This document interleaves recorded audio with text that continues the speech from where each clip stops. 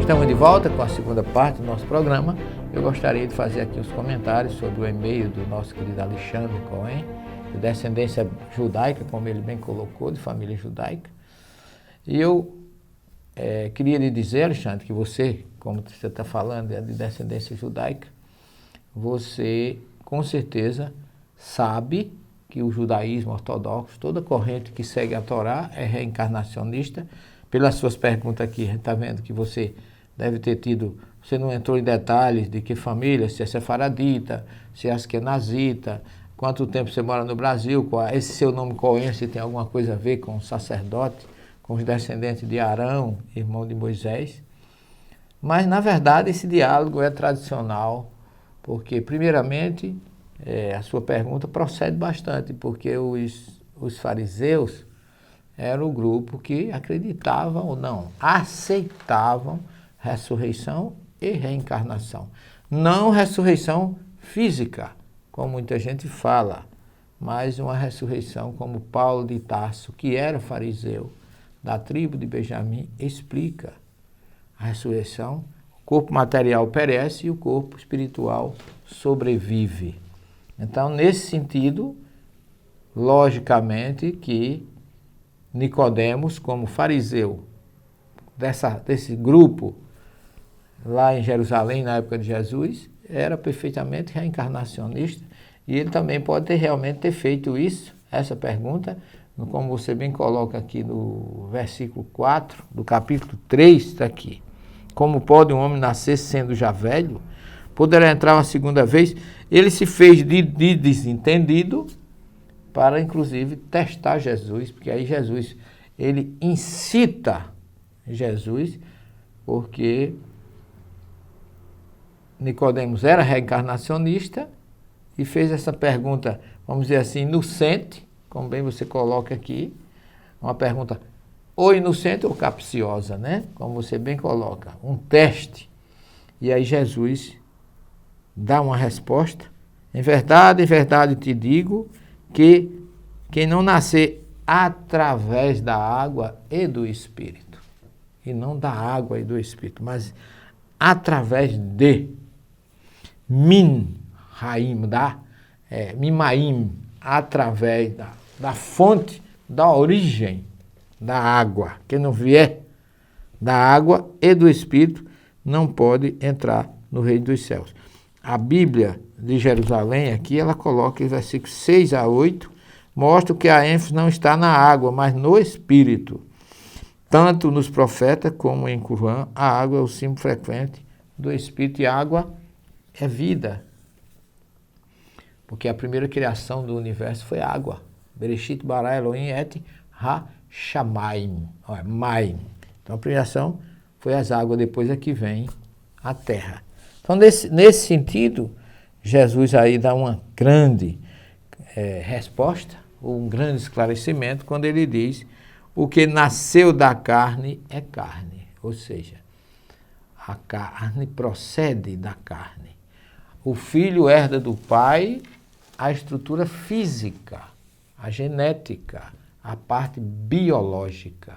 Mas o espírito não, porque o que nasce do espírito é espírito.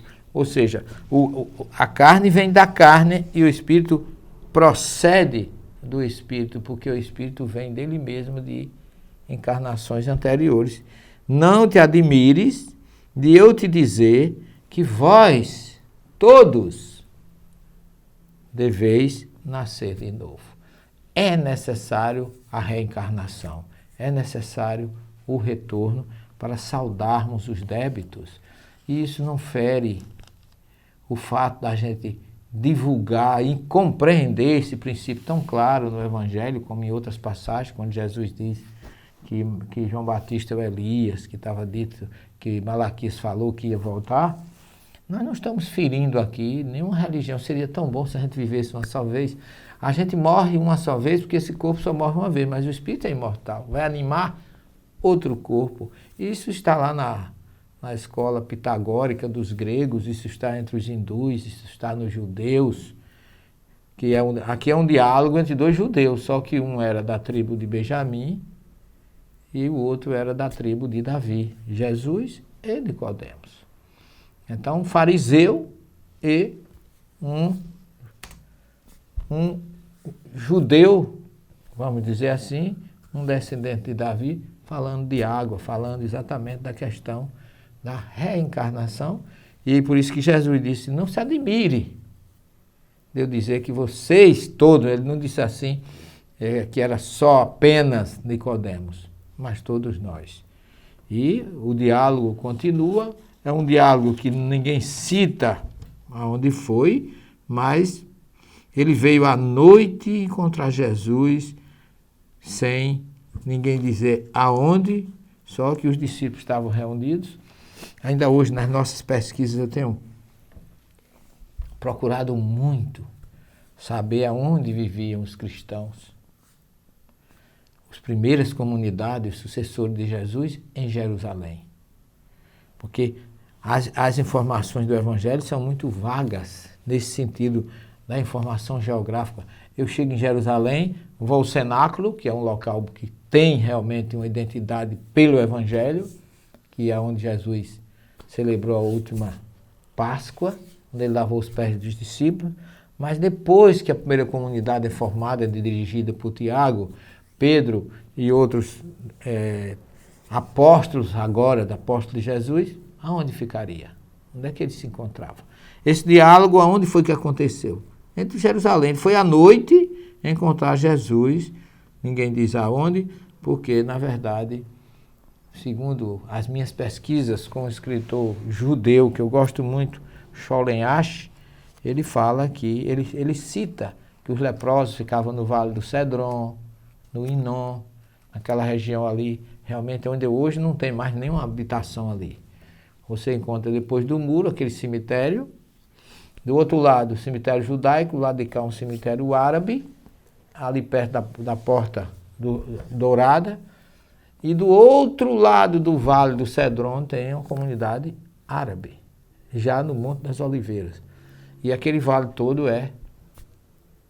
hoje não tem nenhuma habitação, apenas aquela parte depois do muro, segundo Sholem Asch, ali era que vivia uma comunidade muito pobre e entre eles os primeiros cristãos. Mas tudo isso são história que nós encontramos, escavações que estão sendo feitas, mas ninguém pode afirmar nada. Não saia daí, que no minuto nós estaremos de volta para a terceira e última parte do nosso programa.